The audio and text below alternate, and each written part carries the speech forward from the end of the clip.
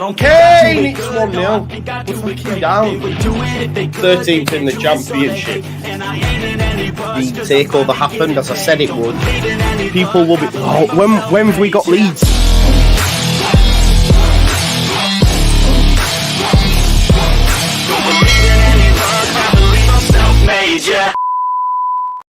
Now then, people, welcome back to the Just Your Football Show. I hope you are all doing well. We did have cake. I got a cake brought by my son, and it was a Lightning McQueen cake. So I don't think it was really for me. It was more so for him. But yeah, we've still got some left, so that was good. Welcome all. Great to have the band back together. Late Night Leeds crew. Stellar lineup, if you like. We've got Jer, Andrea, and Lockie. Great lineup. Look, I'm really looking forward to this video because I think there's so many different ways it can go. It's a great discussion point because even now, I'd hate to be Daniel Farke. I've done this myself where I've gone, what is our best 11? And it's just like, well, I can't put him there because I have to move him there. So what I wanted to do, bearing in mind the running is, I guess you could call it the running. How many games are left, people? Is this still... What are we on now? Are we on 29? 29? We're on 31st. 31st. Yeah. Wow. Okay. So not that many really when you consider it, is there? Yeah. So not that many games left. And what I've also got in the back of the mind is that James is probably 1-2 games away. Strauch maybe the same. So soon, Daniel Farke is going to have a full quarter of players to choose from. So when that becomes a thing and everyone's up to speed, what is Daniel Farke's best 11? We're going to try and agree on what we feel the team will be. And I still feel whatever team we put out at the end of this video, people will say, no, it should be this. No, it should be that. And that's fine. But I thought we would have a discussion. Like Duncan said, just 16 games. Just 16 games left, which means 30 have gone, right? So we're well in how many in February as well? How many have we got in February? 5, man. Wow. One's a after this month. We've still got 5 left. Yeah. Wow. Hell of a month. Yeah. Brilliant. And then I think even after the game on the 28th, we'll have one like probably by the 3rd of March or something. Do you know what I mean? So it's mad. Lee Tubb said 3 goats and Joe. That's fine, bro. That's fine. I'll take it, man. I'll have the goats bringing the knowledge, and I'll just the 2 goats are the two people in the top line. We're just young people learning from them. Jack says, please don't agree on everything. I can guarantee you, we won't. This is not an just for the crack. I disagree with everything you say. Just for context. Just before we did come live, though, I did see this absolutely amazing stat, which I am gonna just share with you. It's not so much a stat, but just Daniel Farke, the manager. I'm sure you'll have seen it. I think a few of you have maybe liked the tweet and retweeted it yourself. But basically, it's been put together by Chris from LUFC Data. And I just wanted to share this with people if you haven't had a chance to see it, because not everyone has social media on the YouTube comments. But yeah, look, Daniel Farke, first Leeds manager to remain unbeaten in his first 8 league games at Ellen Road. First Leeds manager to win 5 consecutive matches at the start of a calendar year. First Leeds manager to win 5 consecutive league games at the start of a calendar year. Highest win rate of any permanent Leeds manager, 60%, and that's in the club's history. Highest points tally of any championship manager in their first 168 matches. Oh yeah, it'll take into account, won't it, the Norwich time and stuff, I'd imagine. And then it says joint most championship manager of the month award in a season with Leeds, Marcelo Bielsa 2 each. But I do feel that Farke might eclipse that, in all honesty. But yeah, I just wanted to listen. Lockie, I'll come to you first. How impressive is that, mate? Really, when you consider, the job that he's done. Yeah, it's impressive. There's no doubt. No one's saying he has worse players than Bielsa did. We all know he's got a really good squad, but that doesn't always guarantee success. You know, you've got to first get everyone aligned and everyone ready to achieve the right goals, which after kind of relegation, was the issue in the summer, right? It was getting the players out that didn't want to be identified, who to bring in. And we got that right, and he was a big part of that. Since then, he's had problems to deal with in Jed Spence and obviously other little ones in there with Charlie Criswell, who he seems to have dealt with. And it's that side of it which is really impressive. And what it's seen and what we'll see in this video, it's created a squad who are all capable, who are all kind of in it for the same thing to get Leeds United promoted, are all willing to sacrifice their place in the team, like maybe Connor Roberts when he comes in. And it's really difficult now to kind of distinguish a best 11. And a lot of that is down to the job that the manager's done because he's got everyone at that level. Guerrero, for example, came in, obviously found it tough originally to get in the squad, but it's the right character. He's identified the right person to bring in. He's obviously worked with him and told him, be patient. And it's just these little things behind the scenes that Daniel Farke's done. And on the pitch, we're winning games. We'll sort of think expected points in the league, we're highest. That's obviously based on chances conceded and goals scored, expected goals scored. But everything we're doing is good. Styles, that's not a personal preference, obviously, but we are looking like a really successful team and one that now finally is becoming a little more consistent. You know, 6 wins in the league in a row since 2012, not lost. Yeah. Looking very good. Got options, and Daniel Farke's a huge part of that. And I get a feeling of safety with him, with everything he says, calmness, he's collected, always on the sidelines. And while late winners, he's calm. He doesn't go crazy. He knows there's more game to come. He's got the experience. Look, in terms of the comparisons with Bielsa and the points, and obviously Bielsa had the Premier League to contend with, which would have affected his kind of win ratio and stuff. So we might have to deal with in the future. But in this short period of time, you can't deny it's been mainly success with only some little criticisms for me here. 100%. I agree with you, Joe. I'll come to you. I think Gordon makes a great point, and this was sort of came out in the presser for me when Daniel Farke made the joke about the Taylor Swift fans, but then mentioned I much prefer Sophie Ellis-Bextor and status quo. And what that showed me is that the group of players, the core, they're aware of what's going on. Do you know what I mean? Because he was able to say, "Oh yeah," I mean, I'd argue Daniel Farke probably didn't know Sophie Ellis-Bextor might have been. I don't know, maybe he was, but my point is, like, they're aware of what's going on, and Farke has to again take more credit. And you're right, what you said the other day, it's not blind credit. You know, there are times when he can be criticised. Even Bielsa can be criticised, but right now, it's amazing, isn't it? We're all happy, right? That's the main thing. He's done a job that wasn't an easy job from the start of the season. I remember writing a thing for a fanzine at the start of the year, and I talked about how he had navigated the summer transition really, really professionally. I think we all said at that time the most important signing we made over the summer was Daniel Farke, because he kept calm when everything else was burning. What's that saying about if you can keep your cool when everything else around you is falling down, and whatever the saying goes, but you know what I'm talking about. He did that. He did it really, really, really well. I keep saying it to be minor criticisms over the course of the year. I think the big challenge for him is next season, but we're not in next season. We're in this season, and he's being judged on the job he has to do right now. I think he's doing a fantastic job in what is needed to be done. I really enjoyed his press conference today for lots of reasons. I normally don't like his press conferences because I find he says nothing, and that's a very professional manager. He's very well media trained, and he knows how to, dodge a question while still answering a question and getting the journalist to go, "Oh, thanks very much," when he hasn't really answered anything. He's very good at protecting the group and the players from that kind of stuff. Today, he said a lot. He said a lot today. He talked about the media stuff and how he's not happy about the fixture congestion, which I'm delighted he finally said. I'm glad that he said it's not the media, because we need them and they're being really good for us. But it's the people in the league that need to sit up and take notice. That was really important as well. Again, protecting his players, talking about the workload and how it's unfair on the Leeds players ahead of time, not doing it after the fact of saying, "Oh, we've lost 2 games in a row. Well, the workload's the problem and we've got too many games." He's doing it before the fact. He's on 5 wins in a row this year, and he's talking about, look, this workload isn't fair. It's not balanced. It's the other thing I thought was interesting was the Pat Bamford question that he answered, because,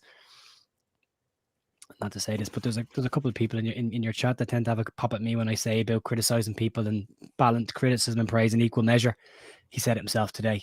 When he was asked about the Patrick Bamford situation, the first thing he said was players and himself live a very good life as professional footballers. They earn a very good living.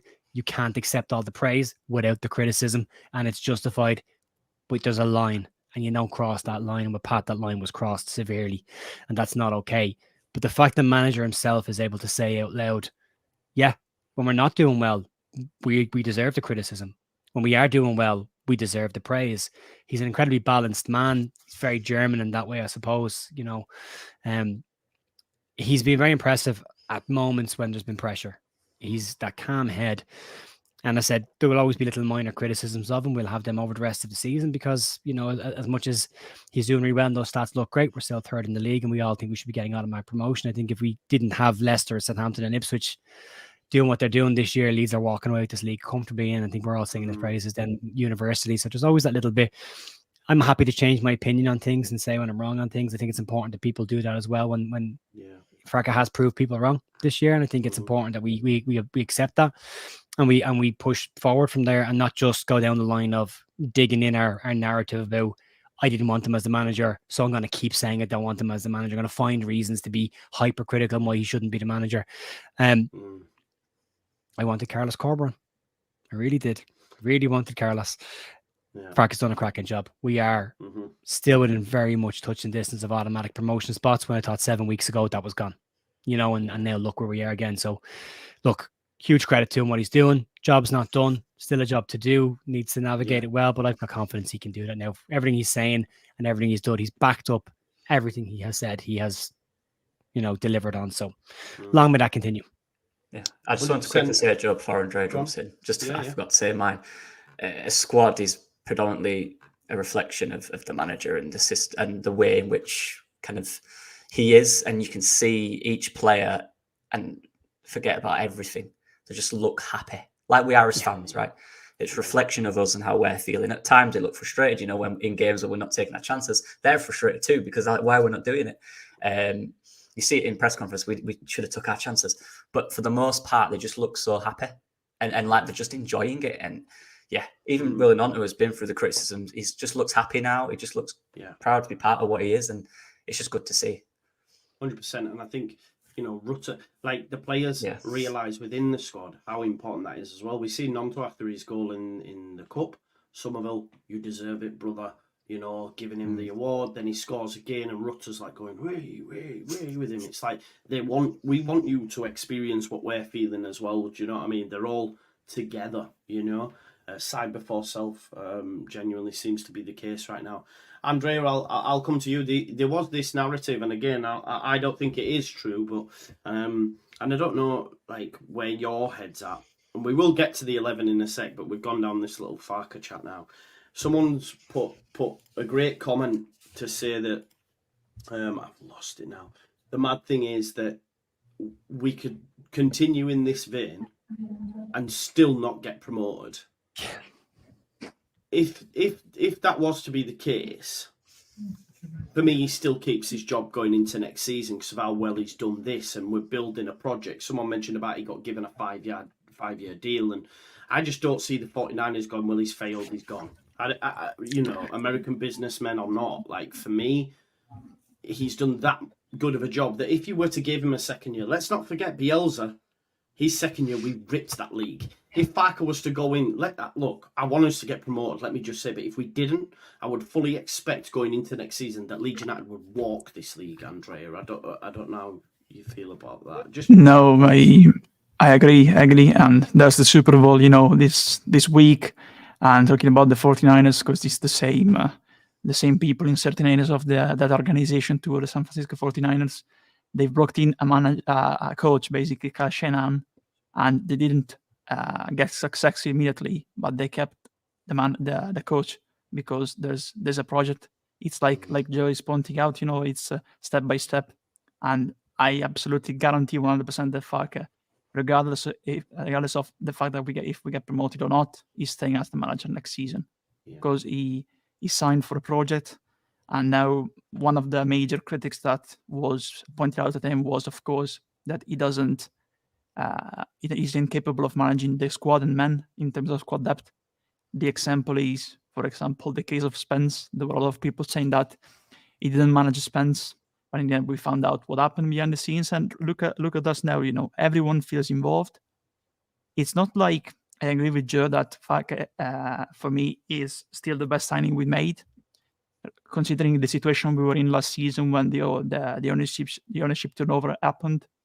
There was chaos behind the scenes. I think Farke was like the commander stabilizing the ship, along with the right man in his crew. Because when we had Bielsa, we had a great manager, but not the right man behind the scenes in terms of the transfers. And in the end, the ego grew too much, and they thought they were bigger than Bielsa. And it turned out Bielsa was the club at the time. Leeds United was Bielsa, basically. You take Bielsa out of the picture, and Leeds United falls apart. That's what happened in the end. I think right now we have a good manager, good people. Not good people, of course, they are good people, but it doesn't matter if they are good people or bad people. In the end, of course, I prefer if they are good people. But we have professionals. The right word is professionals behind the scenes. Greta Steinson, Nick Hammond, the 49ers, they behave in a professional way. They have structural help behind the scenes, and Farke, he helped the players to grow. Look at, for example, Grujev, look at Rotor in the 10, look also at Nyonto now fitting involved again. The transformation with Ampel as a centre back and the change with the back three when we're in possession, helping Ampel not to stay back in the back four. You know, the players have grown under Farke, but it's also Farke growing in this system, because now we've reached the point when it doesn't matter the name behind the shirt, on the back of the shirt. It's like the players know what they need to do in that position, and now the system is above the players. You can change the players, but the system is there. And we've seen that in the Cup, for example. Now you can interchange the players, but the system always works now because it's consolidated. And in the end, Farke, with the adjustment of Pirot and Rotter not working and changing interchanging them again with Rotter in the 10 now. Also the fact that he moved Ampadu and he changed when we are in possession. The players have grown, but also Farke has grown too. He has matured too as a manager, and it shows you that he's really a great man of football, because you never stop learning when you're into football, and he's changed his style of football too throughout the season, and now it's really working. Yeah. I think that's the great point. Therein lies the point of this video as well, right? We've played 30 games, and we're in this position now where literally, 15 games in, we're all going to the same 11. Why won't he rest Ampadu? Oh my God, da da da da da.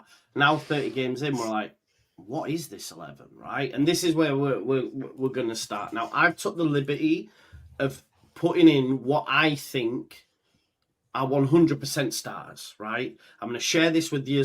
Tell me if I'm wrong. That's fine. We can have. There's five. There's five, right? The rest I think are up for debate. But I've gone with five that I feel, yes, they're locked in. The rest we can chat about.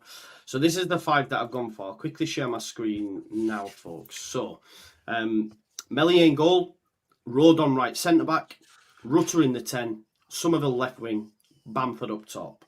Does anyone disagree with that at all? No. Personally, not. I agree totally with that. So I don't know, but I think also the Jern and Lockie, will agree. Or I think they will agree. I don't know. It's up to them now to say their opinion, but I think they will agree, knowing their knowledge of football and the fact that they have a similar philosophy to mine and yours in terms of I don't want a team to play football. Yeah. Any thoughts, Lockie? Yeah, I think I agree. I still think we could ask some things about them, maybe, but yeah, I agree. Yeah. Ask away. We'll get into it. Okay. Yeah, Joe? If we were to list out players that we thought were guaranteed starters, Ampadu's top of that list. But the way you've done it here... Yes. Yeah, I've done it based on positional. Yeah, sorry. Yeah. Okay, I hear you. It's where does Ampadu fit, I guess, is the discussion, isn't it? Yeah. It's just where. He's absolutely in that 11, but just where. No, it's no, that's a great point. So there's six, There's five that I put out and one, but where? Yeah, it's just a question of where we play him, right? Really? Yeah. No, I think that's fair. Definitely. Isn't it? No, it's a great point.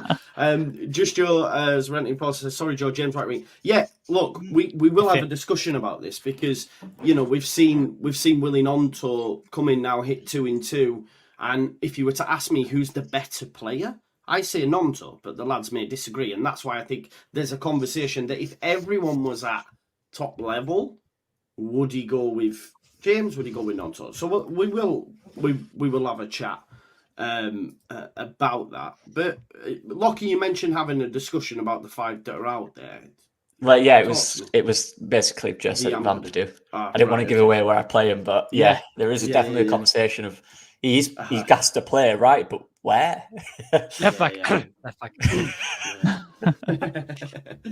So I'll just drop this off and we'll start from bottom to top. Yeah. So we'll start at right back. I'll tell you what, we'll start at left back. We'll go left back.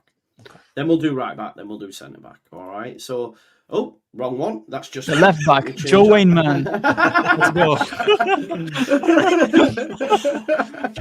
Yeah. The body boy. His ego's got out the roof. Let's talk about left back. There's only probably two players up for this. Yeah. With Firpo and Byram. Obviously, Byram started the season, and we were all like, "Wow, this guy, you wouldn't." It's like he rolled back the years. It's like nothing had changed apart from him playing on the left as opposed to the right. My thoughts on Firpo. I didn't think he'd ever come good, ever. Even when people told me he's found his level, I go, nah, not a chance. However, over the past month, I would say it's a month now, probably. He's shot. I mean, he played 120 minutes the other day, for God's sake. If he starts at the weekend, I'm like, this is not the right Firpo. For him to get through 120 minutes and then start again, there's something not right. He had cramp in the extra time, which was concerning. I'd seen him going down with cramp. That's the most of what he's played in 4 years. Yeah. More. It's mad for him to get through. And then it also begs the question of, we're light in that area, because you'd think if we had a body, he'd have subbed him. But he couldn't, because there was no one to sub him for. But yeah, Firpo's been amazing going forward. Class, got goals and assists. And then we were he's still to be tested going the other way. However, in recent weeks, he has been tested the other way and has actually stood up to it, putting in some decent blocks, being in the right positional places. Spatial awareness has improved. You can tell his game has come on under Farke, and he gave more props to Farke for that. So I will put a poll in the chat, folks. We're not going to we will take that into consideration, but I am going to put a poll in the chat for you to vote as well, Byram or Firpo. But let's discuss it within this little circle now. What do you think, folks? Who wants to go first? Just free rein, just jump in, whatever your thought is. For left back. Yes. Yeah. It's an interesting one. I think defensively, Sam Byram is a better option. I think attacking Junior Firpo's been phenomenal, especially in the last couple of weeks. I think he's getting better and better. He really is. People talked about being a wing back before, and you can see it. You can really see it, especially with the delivery of the crosses he's putting in their pinpoint. They're excellent. The question on this is, he doesn't need to be tested defensively because Leeds aren't going to have to defend an awful lot outside of a handful of games between now and the end of the season. So, not saying you sacrifice that, but you can get away with it. And you're kind of accentuating the positives and, nullifying the negatives that you've got with him because you're going to play a very attacking system. And again, the way he plays double pivot in midfield, either Kamara, Ampadu, whoever's in there, Gruev is going to just fill across and cover the gap from, which they do really, really well, which protects Junior as well. I do agree his spatial awareness has gotten better. I think when we get to the Premier League, it's a different kind of question. He's going to be under an awful lot more pressure, a lot more consistently, but that's a different problem for a different day. As we're going attacking wise, for me, I never thought I'd say this. I would go with Firpo left back. Just even for them balls, isn't it, into the box? It's just the second option. So when Somerville does come inside to look for those in-swingers, that overlap that he does gives Leeds so many options for the little interchange of passes. Cree loves a little dinky one between the fullback and the centre back for Firpo to run around the outside of. Nanto's done it a couple of times. Georgie looks for him as well. And it's the timing of his runs. There's one run that I really enjoy watching him. It's when the cameras are kind of focused on the goal. And then you just see him at the last second sprint past him on the overlap and then just get the ball gets just poked ahead of him. And right on the end line, he manages to get these really good crosses in. I love watching that kind of stuff. If he ever doesn't work out as a fullback, we've got a really good winger there as well. So he's got options. But yeah, I think that Sam Byram more inverted, likes to come inside more, gets a bit congested with Korean there. Not saying it's a bad thing. It works really well as well. And I love Sam Byram. I absolutely love the man. But I think the kind of football Leeds are playing right now and the chances they're creating, I think for me, Junior gets the nod. Yeah, I agree with Jer. Honestly, I have a similar philosophy in that for that position, because in the end I've always said that at the start that Firpo, when he was in Spain, he used to play in a back five, because Betis had the 3 defenders, he centre back, and he had the freedom to stay forward and one covering for him. We're not playing with the A on paper, of course, because if you look at the formation, it's not a back 3, but in possession, it's a back 3, basically. If you look at the graphics and all of that, of course, it's a back 4, but with Gruev going back down deep to in possession, it's like a back 3, and Ampuru covers for, or the other centre back covers for Firpo, so Firpo can stay forward. And I think the Firpo needs to thank a lot Daniel Farke, because previously when he played, especially because under Bielsa, we didn't see a lot of him because of the injury problems, and he just arrived in English football. Under Marsh, Avi Gracia, and Sam Allardyce, he played with terrible systems of football. The better one was, and I'm gonna say this again, like I did in the past, it was under Anders Kubala when we played those 2 games, honestly, in last season, and it basically allows him to stay forward. So he really needs to thank Farke, because Farke has given to Firpo the freedom to play like he wants to play, like he played in Spain, staying forward. And honestly, with the way we're playing right now, I'll pick like GT says, Senor Firpo. Now one day on Wikipedia we'll see Junior Senor Firpo, like all those players with their nicknames. But yeah, I like Bayram. I rate him. Honestly, I think he did pretty well. I texted you in our chat when we were watching the game the other night, and I said Bayram looks like prime Dallas tonight against Plymouth, because he was basically everywhere. I had a great game, so I think from the bench in this system too, Bayram can be a great option. On Both either at left side. back, exactly, 100%. He can be a great option, but I agree with Jeff's point that we are playing a more attacking minded style of football, but also balance, because the centre back and the DM dropping back gives us balance in the middle too, and we are not unbalanced and open and exposed to risks. So Bayern will come good if we need to defend a 1-0 in the latest stages, or in the last 20 minutes we need more cover, or we have booked. Bayern is a very versatile player. We have Dallas out, but I think Dallas is not from Leeds, of course. He's from Northern Ireland, and from Cookstown, the Leeds born, like they used to say in the TV. But yeah, I think Bayern can be a good successor of Dallas right now in the squad for the role he plays and the way he behaves on the pitch, in terms of leadership. Yeah. I agree.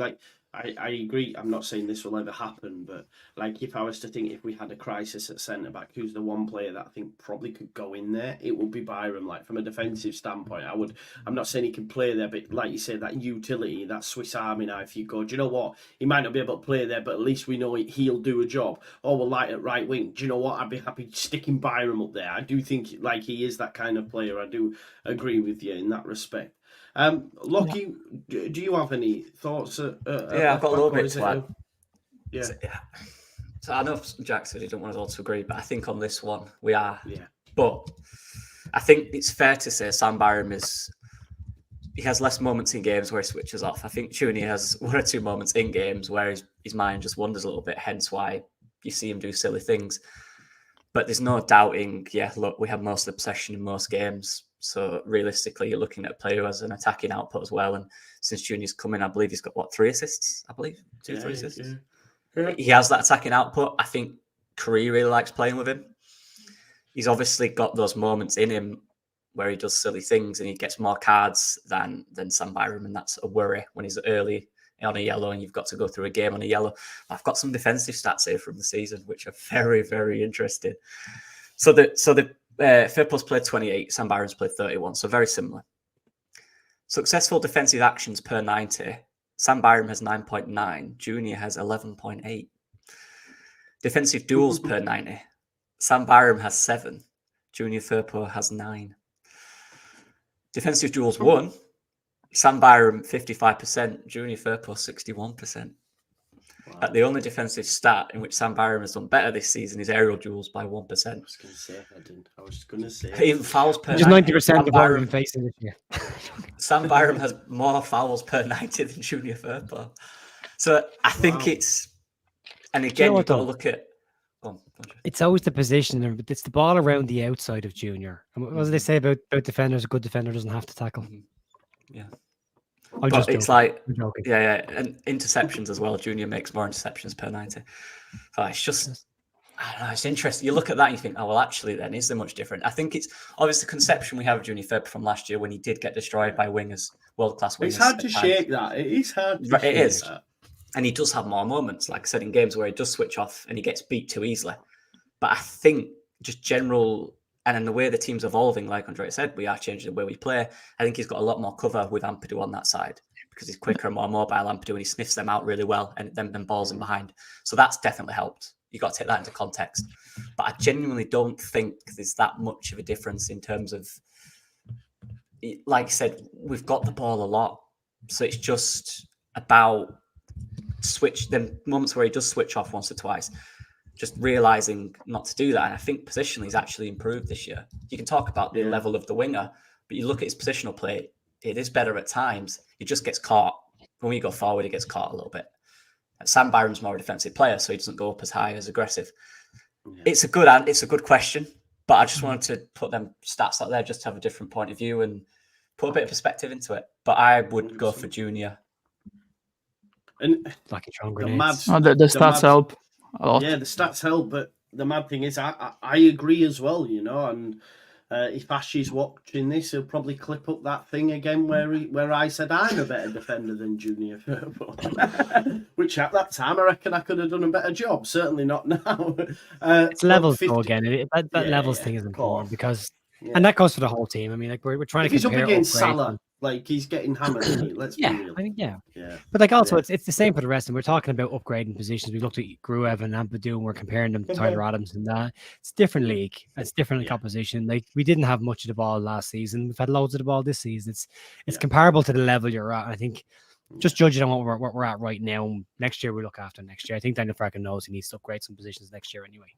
Yeah, but hey, the metrics said otherwise. Remember that. I just wanted to add to that. Sam Byram makes more slide tackles per 90. So love a slide tackle. Love a slide tackle. Ilya Gruev. Love a slide tackle. Brilliant. Both of them in one game. You need to make that compilation. You need to make that. I want to see it. Every slide tackle this season. I want to come. Every time I wake up, I want to see them 2 slide tackles just to get me. Proper Vinnie Jones. Vinnie Jones like tackles those one. And he just gets with his heel, wasn't it? Brilliant. His back heels, yeah. Crazy. Big shout out to Andy, always contributing this channel, mate. Thank you so much. He's just gifted 5 Just Joe Football Show memberships, and like I said to you, when time permits and chances permit, we'll get members involved in the shows as you've seen over the past few weeks. Okay, folks. So big up to Andy for doing that. 55% of people have gone for Junior Firpo. So there you go. With that, I have updated the graphic. Again, this is hypothetical if everyone's fit, folks, but this is what we believe would be Leeds United's best 11. Now, the centre-back one we're going to leave because I feel that that's going to really cause some debate. Let's move over to right-back. Which again, I think will cause debate. And look, folks, remember please as well, this is hypothetical. We know we haven't seen Connor Roberts play yet. For all we know, in a Leeds United shirt, it could be a busted flush. But if we base it based on Burnley and what we believe he's going to bring to the side, please have that in mind. Because I know things people take too literal and stuff. You know I'm a big fan of Archie. Yeah.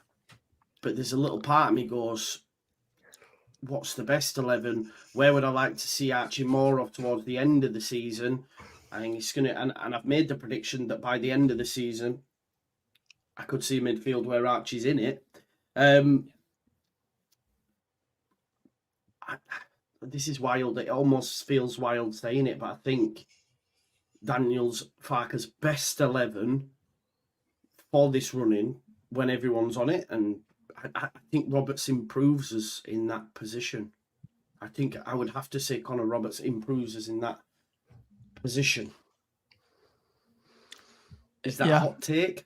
No. I would have easily said Roberts, honestly, and I'll tell you why. Because I think in this system, you always need in the midfield a playmaking number 6. Now Groove is playing there, and a player capable of making central cuts and stretching the team. And Kamara was not doing that. Then he started to do that later on in the game recently. And I think Gray has showed when he came on at Plymouth, like Peter, that he has the potential to be an attacking midfielder too, capable of playing box to box. So my idea is that if we play in that way, I won't play Archie at right back. And I think Connor Roberts, I really rate him. Especially for Wales, I think he's been very good. A versatile player, also very balanced in terms of the way he plays. Smart player. He knows where he needs to get into that space to overlap or stay back to cover for another player. So I think we'll see him play like we did with Archie at the start of the season. No, I can't hear you, Joe. I think you have the mic turned on. Oh, okay, go on. No, if you remember the start of the season when Gray was playing there, I think he stayed back a lot of time to cover in the space when we had other players going forward. So I think Roberts will play in a similar way to that one. So I'll play with Roberts because I think if you look also at the Norwich sides, of course we're playing a different way in other positions now. But I think if you look at how Lewis and Aarons used to play, I think the way Aarons behaved and the way his positioning was on the pitch and the Norwich, I think Roberts has the potential to play in that similar style of football. So I will play with Roberts. To have a natural right back, of course. Archie is so skilled that he can easily play as good as right back as he is in midfield. So I will use Archie in midfield right now with Roberts as a right back because I think he can overlap more than Archie. And also he can give the space with Archie and Roberts on that side to have also both attacking opportunities and also cover because they are both very good for me in both phases of the game, attacking and defending. Well, I'll take. This one's really. I mean, they're all tough, aren't they? That's the. Yeah. It's kind of no wrong answer, is it? That's the weird thing. You could look at them both in that position and go, yeah, fine, or yeah, fine. I think for me, and this is purely based on the fact that I think Archie Gray plays somewhere else, and we'll get into that, I'm sure, in a bit. But I think Connor Roberts, and we're presuming here he's at a level that he was last season, right? That's what we're presuming, because we don't know. We've not actually seen him kick a ball in a Leeds shirt, so we'd have no idea. But the fact we brought him in, the fact that actually he played all right, I didn't watch loads, but statistically, yeah, he's been playing fine for Burnley. His pass accuracy and his usual stuff that he did last year in the Championship hadn't dropped too much to the Premier League, obviously they've changed, I think, 10 of their starting 11 from last year. So yeah. And I like the way in which he's introduced himself to clubs being really good. And I just think, just based on the fact that he was a massive part of a huge successful team last season who genuinely hardly lost a game, for me, I think you just can't have that guy not playing. And I think Archie does play, even if it's not right back. So for me, I'm edging towards Roberts. What do you think, Joe? Yeah, it's really tough, and I'll tell you why I'm finding it really tricky. Can you hear me? Yeah. Okay. Can I just barge back in, Joe, and take over? Jesus. Sorry. Go on. I just needed to know you could hear me, man. The reason I'm struggling with the right back situation is there's lots of things already I've seen about Connor Roberts that I loved the fact from a character perspective that he went to the game against Plymouth the weekend, and I liked the fact that he did the warm up midweek, not weekend. God, and that he did the warm up when he didn't have to do any of that kind of stuff. He could have just stayed at home and trained whenever they got back, and he's only had 1 day's training with the club, which is why I don't think he'll play the weekend. I'm leaning towards Connor Roberts because team of the year last year, right back. Like he's already said it. playing for a very successful team last season, and a team that played a hell of a lot of attacking football last year, very similar to the kind of football that we're playing, and he brings qualities. The reason I'm struggling with it is the last time I remember a player like that joining Leeds, it was Barry Douglas. True. Came in with a ton of goals, set piece king, scored against us a couple of times. Team of the year, was bang average when he played for us, outside of a couple of games. And that's my fear, is that the reputation that comes in, we're jumping on a reputation rather than seeing the actions. Yeah. I don't think it's necessarily the case with Connor Roberts. I'll get daggers for this now. I know I will. I think he'll start to use Archie a bit more sparingly. Again, we don't want to break him like we broke Sam when he was a kid. So, you know, I think he wants that option. I loved seeing Archie playing in midfield from the back end of the Plymouth game. I thought he was excellent. I forgot what he looked like in midfield. I forgot what it was like at the start of the season. The start of the season feels like it was yesterday, but now also feels like it was so long ago. But he was so good there. But he's been very, very good at right back. Very, very so good at right back. And he seems to be growing into that position even more and getting better as the season's gone on. He's learning, adapting. It was you that mentioned, I think it was you who mentioned the Scabala thing, where he said a young player that comes in very debut in rarely their natural plays. position. Yeah. It's on the interview on my channel. You can check him if you want. You can see him actually say it himself. He talked about Chris Moore, and he had Chris Moore as centre back and captain for Leeds, but he's pushed him out to right back to add more to the game. The best example of that was Thierry Henry with Arsene Wenger. When he brought Henry into Arsenal, he was a winger, and he told Henry, "You're not playing up front until you can beat a man 1-on-1."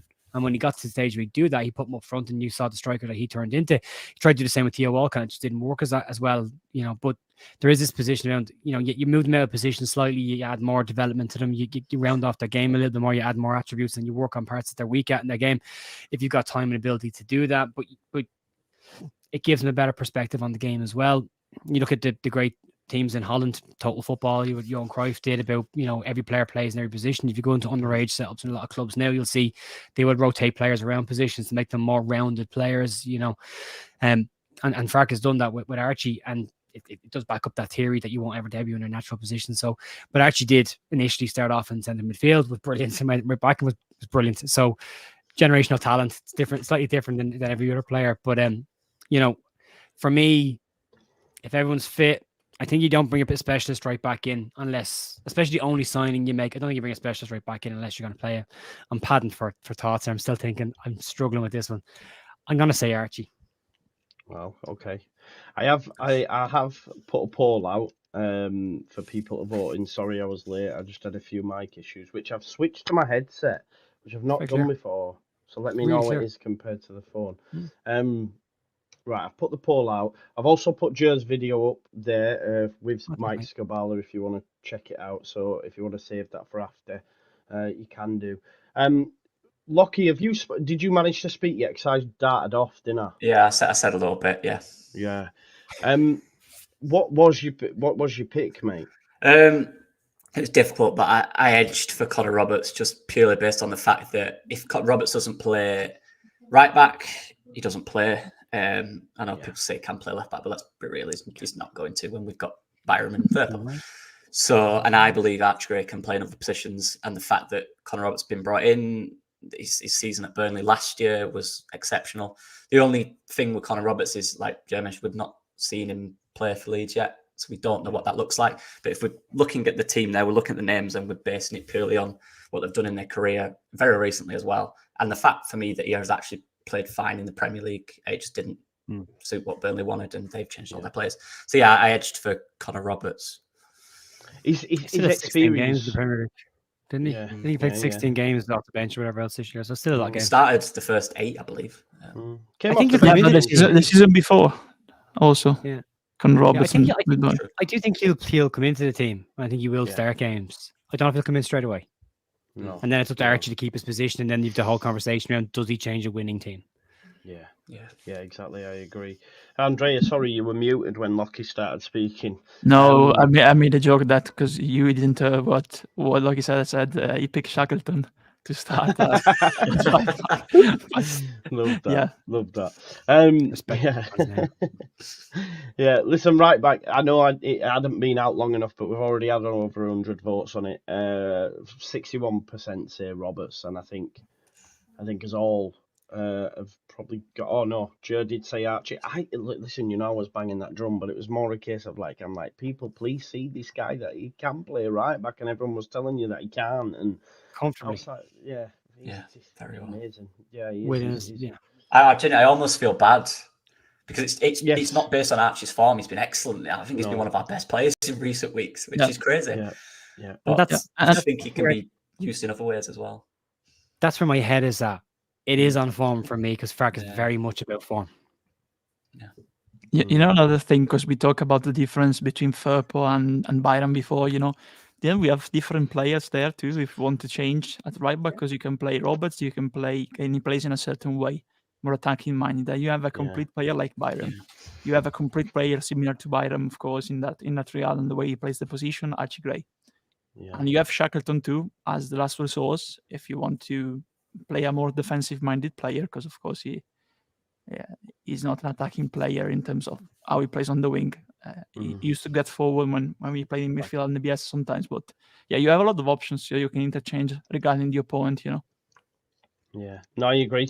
It's a really difficult one, and I can almost see now the end of this video and Gray's not in the picture, and we're like, oh god. That's not a bad thing. Somebody No, sent me he's a message 70, today with exactly. just think Archie Gray's 11 years off his peak. Wow, yeah, it's mad. Mental, isn't it? It's mad. Yeah, wow. Over 500 in the chat, as Alison says. Please do smash a like if you haven't already. I'm not sure how many's there, but please do get it up to the next 100.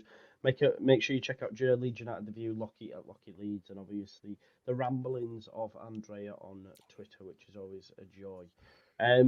But yeah, You did look, go a little quiet then, Joe. You did, yeah. Did I? Yeah. Right, okay. Yeah, Any I was about better? to text. Yeah, sometimes, Oh, really? sometimes it goes down, sometimes, but Right, then it comes okay. back. Just imagine you're God's doing a sake. watch along, Joe. That volume. Yes, yeah. Well, what I can do, because this automatically adjusts the mic volume, but what I can do is turn that up. Is that louder? There you go. Yeah, Yeah. Yeah, right, okay, cool. I've turned it up. There, you should be able to hear me now. Hear me now. So I'll share with you now the current 11 as we have it.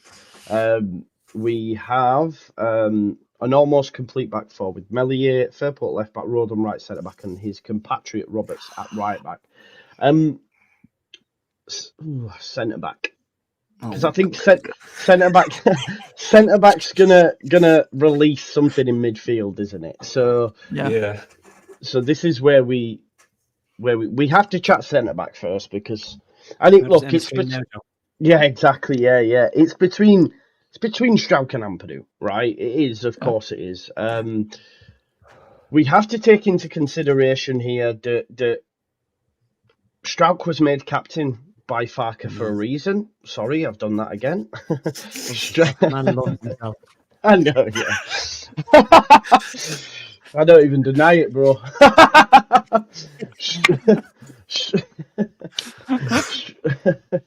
Strauch was made captain for a reason. That shows you, I think there is a lot of revisionism at the minute that Strauch was somehow not of a level. He was and is and will always be.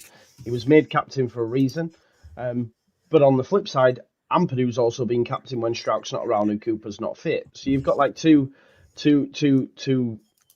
players there that clearly Daniel Farke really, really likes and values, right? Okay, when Strauch was in, we weren't performing as well. I don't know if I can put that down to him. I don't. But maybe the opposition's changed. Maybe we've got up to a crescendo. Are we saying that if Strauch was playing at centre back that we wouldn't have these many results? I don't think any of us are saying that. It's just a really bit of a minefield, to be honest, where it lies, because we have looked really, really solid with Ampadu and Rodon as a pair, but also Strauch's unbelievable, as well, in terms of his progressive carries and all that sort of stuff. And defending. Let's not pretend that he can't defend. So, look, long term, I think we all say Strauch. I think long term future, Strauch's going to be your left centre back. Yeah. See, I'm jumping ahead, but it's like I go, okay, so we go Strauch, but then what happens to Ampadu? Well, he plays Ampadu. I'll set my stall out now. I still am yet to see And I know people disagree and say this is the elite midfield and all that. But for me, as a fan watching it, and people know the game more than me, I'm still yet to see a midfield pair of Gruyev and Ampadu looking good. I much prefer a Kamara and one of them. That's just my opinion. And until I see a game where I go, oh, wow, yeah, I get it now, then I'll make that decision. But that's why it throws something up. I will put the poll in the chat, but Andre, I'm going to come to you. The reason I'm going to come to you, mate, is because I remember way back when you first mentioned Ampadu, you said, not as a centre-back, though, as a 6. And he came in as a 6, and we were all like, wow. And all people, yeah, but he plays centre-back is shit. Oh, he's been relegated and all that. And we've seen now that that's not true, and he has been played as a 6 and was unbelievable. Listen, let's not forget, them first few games we were going, Ampadu's won't play right year already. Ampadu's won't play right year already. I mean, it's not proved to be the case. Obviously, that's going to be a tough pick come the end of the year. But talk to me about centre-back. And is it Ampadu, is it Strauch for you? In the long term, or even today, if you ask me on paper, what's the best starting 11 of Leeds United, I say Strauch. But right now, because of what we said about Farke too, we're playing a certain system. We're playing with an attacking style of football. So we want to take care of the possession. We want to dominate the game in terms of possession and creation. We are starting to see more width.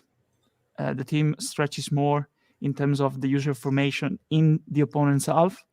So it gives a lot of space to the two centre backs and, of course, the DM to carry the ball, especially when teams don't press. So right now, looking at the system, I say Ampadu, to be fair. And going back to what I said at the start of the season, I still stand by this. If you play Ampadu in a back 4, because in Italy, both Venezia and Spezia, they played him in a back 4, and the game here is different. And it didn't have the opportunity to space. They play with a concrete back 4, not what we're playing right now with a back 3 when we are in possession. So again, credit to just one person, because now the perspective changes and Ampadu can play as a centre back in a certain system, and that system is the current one. That is also another technical change that Farke made, because if you remember Ampadu against, was it Shrewsbury at the start of the season, League Cup, even he played as centre back with, was it Rodon? Yeah. They played it in a different way.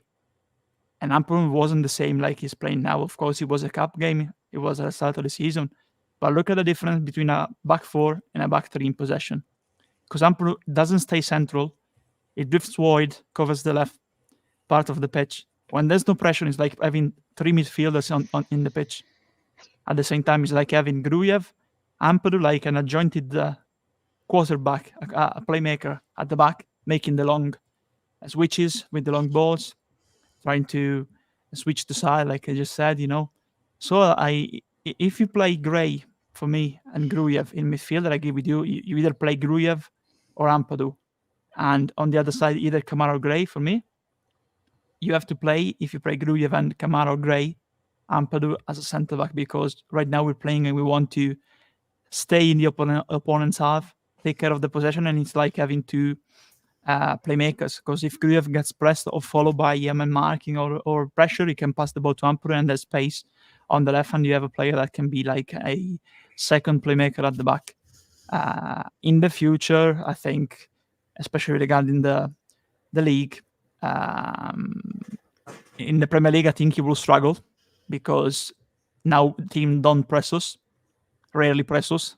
In the Premier League, there's a lot of pressing, and I think what I said at the start of the season, in terms of Serie A, the physicality, etc., can be transported to the Premier League. So in the Premier League, I say Strauch, but first and foremost, we need to get to the Premier League to be able to talk about this thing. Yeah.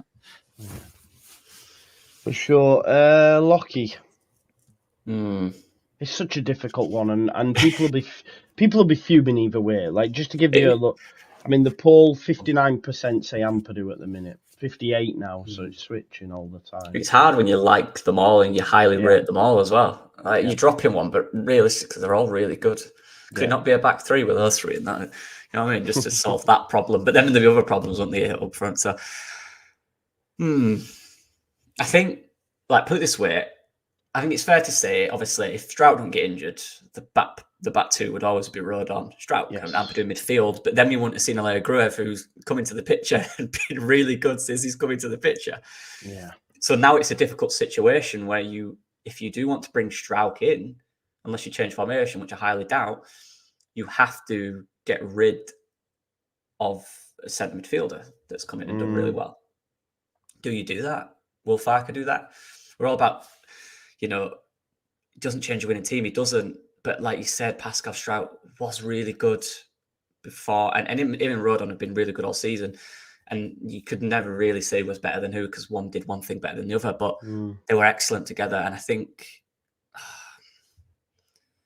Right. I don't know if this is controversial. But I'm going to say, just purely based on a situation that's happened, we can't do it about it, I don't change the back two. I'm sticking with Ampadu.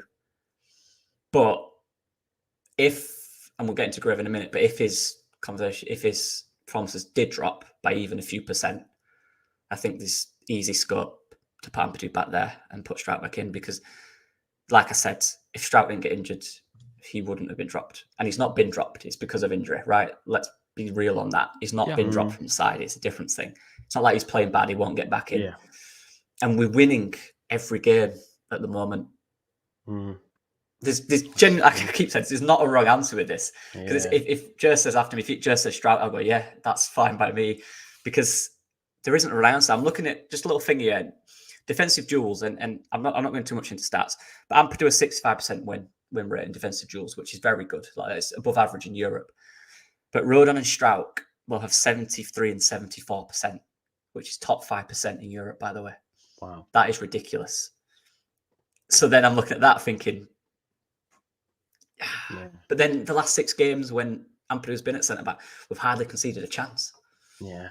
It all fits, doesn't it? It all fits. It's all different ways. But for me, just based on the fact that we're winning now, I am going to stick with Ampadu. Stick with Ampadu. Yeah, that's right.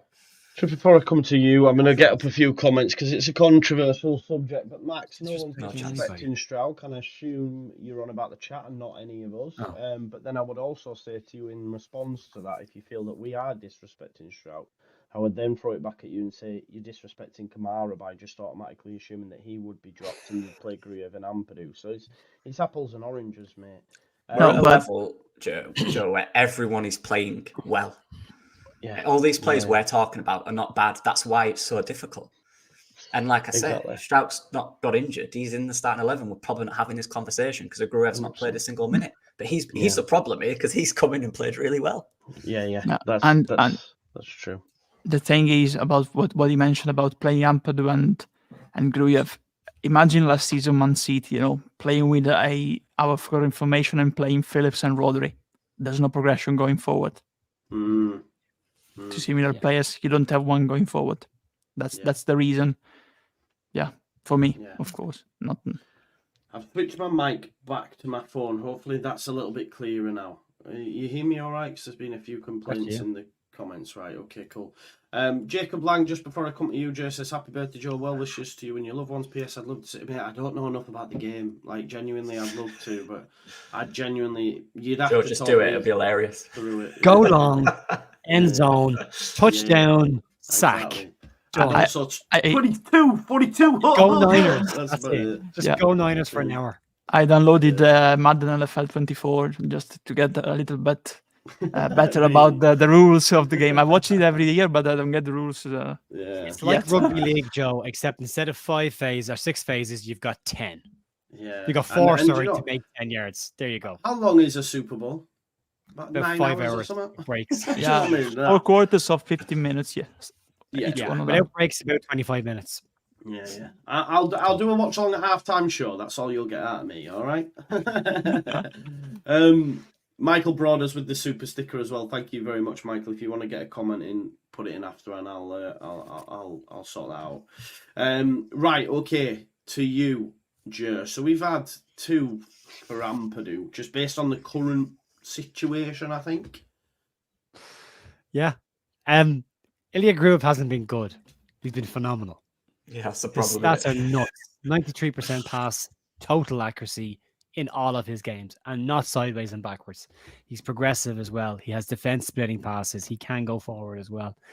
The conversation around Ampadu and Gruev together, we hadn't seen enough of Ilya Gruev. He hadn't had enough minutes to get that combination together.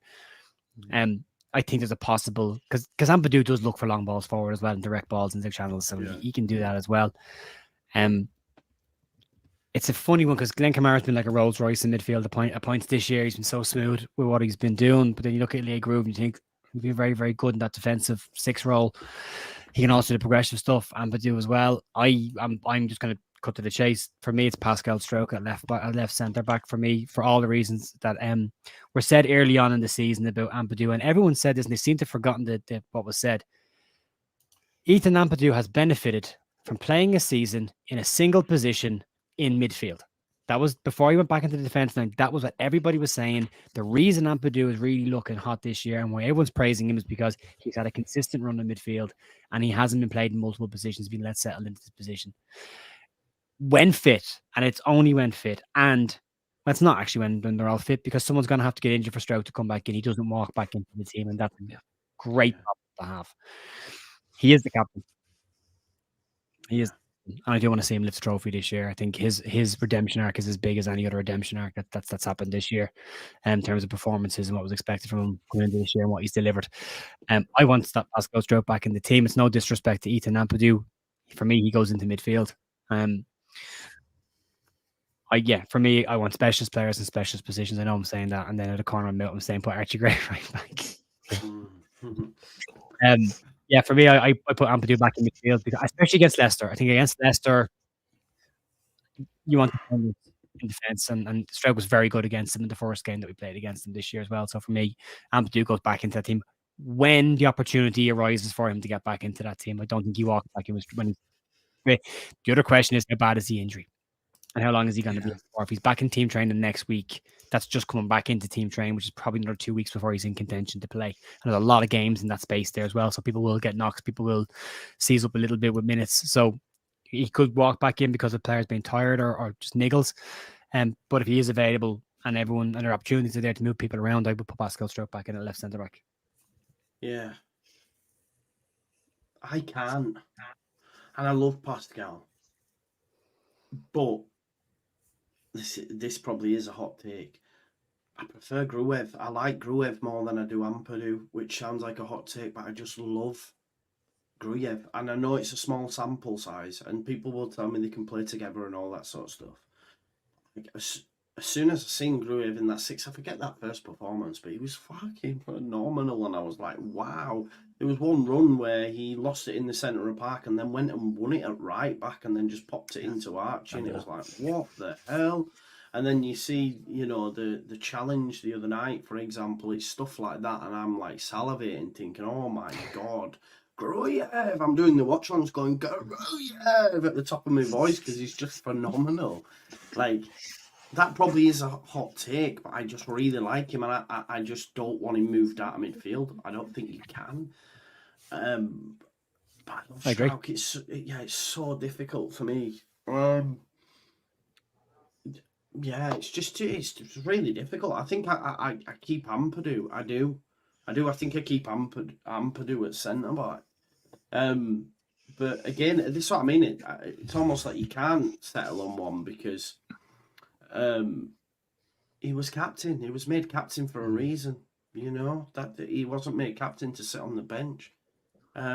It's. I do think it's earn their spots. But Farke, it's about earning your spot and keeping it then. Yeah. And it's good because everyone feels involved and needs to. What we were missing before when we had players coming off the bench sometimes and they didn't make an impact because they were not up for it in terms of impact and mentality. Now everyone is challenging for a place, and you see that, for example, the example of Nyonto. Everyone feels involved, and Gruev had an opportunity and he used that opportunity, and he's been in the squad ever since. The second opportunity, because the first one at West Brom was a difficult night for him. Yeah, and like I think was it Andre? I can't remember. I might have been Joe said it earlier about the Premier League. If we're in the if we go up, you definitely prefer Pascal Strouk to play at the back. So why we're not choosing him now? Well, why have I not chosen him now? You sat there going, what am I doing? But then you look at the last 6 games, don't you? We've been unbelievable. 100%. I Clive, funnily enough, I think the back four, I think the centre backs will be looked at if we get promoted. Yeah. Okay. I was thinking about this earlier. I'm not saying replace them all, but if we go up, I don't think any player should be guaranteed to start. I think won't be. The league is that competitive. Even the ones that have been excellent this year, we need depth that can push them to the very limits. Look at what went up last year. Look at how good Burnley were in this division last year. Yeah. And now look where they are in the Premier Division. And they've changed a lot of their players and upgraded a lot of their players. It's not always a guarantee. You know that this team, the gap is so big at times between the Premier League and the Championship. So just because we've got a really good squad against, no disrespect, just because they're doing really well in this division doesn't mean that translates to doing really well. As Andrea said, you're going to be pressed a hell of a lot more, a hell of a lot faster by teams who are a lot fitter, coached a lot better, and you're worth a hell of a lot more money and have a lot more credentials. You're talking about moving into a division with the best players in the world playing in that league, you know, so can't make any mistakes. Can't. This is a great this is a great squad for the Championship because it's full of players with Championship experience. Of course, some of them are good talents like Somerville and Nyonto and Rotor. Of course, you have players with experience in leagues similar to the Championship like Kamara, but a lot of these players needs to be. If we go to the Premier League, of course, you need a major overhaul in certain areas of the pitch. We need more physical players because the level of physicality and strength in terms of the game gets a lot physical in the Premier League. So I think we need to strengthen a lot in certain areas. For the Championship, this team is very good, but the Premier League is another level, of course, different game. 100%. Clive, we're not just talking about the next game, bro. The whole purpose of the video is for the promotion running. You know, we've got 10 games left, no 16, sorry. And we're just saying like what's going to be his best 11. I imagine we were doing all this just for Rotherham. Wow, it would be intense. Some people saying play Strouk tomorrow. Strouk's still injured, folks. So we're talking hypotheticals anyway. Alex says, why upset a winning team? It's when faults appear. Something in that as well. But again, we're thinking long term here, not just this team isn't going to go injury free for the remainder of the season. Yeah. And then what? Yeah, 100%, exactly. Joe, running Paul forever to get a different result. What do you mean? I can end it now. We haven't finished discussing. Stop the count. Stop the count. Well, centre back 44% have said Strouk, 56% have said Ethan Ampadu. I think 3 went Ampadu on here, and Joe went Strouk. So I think I feel horrible doing this video. Yeah, same. I agree. But in the, go on, mate. No, in the end, it's good because in the end, it proves that apart from the quality of the players, us feeling bad because we're not playing them and starting them, it shows you the connection that is growing again between the team and the fans. Starting to love these players again. Yeah, exactly. And that is all down again. Exactly. Yeah, it's about them and the coach and the manager, Farke, and I think there's a connection building again. You know, we were connected to Jan Jeliowski, for example, for his joviality. You know, we were connected to Dallas Hayden Cooper because we were tough in that season under Bielsa. Now we're starting to get about the trickness, the quality, the skills of Somerville and Rotor, the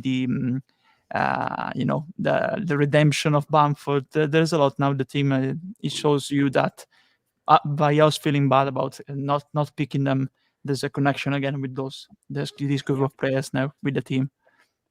Wouldn't have picked any of the players last year. It'd be an empty team. No, probably not.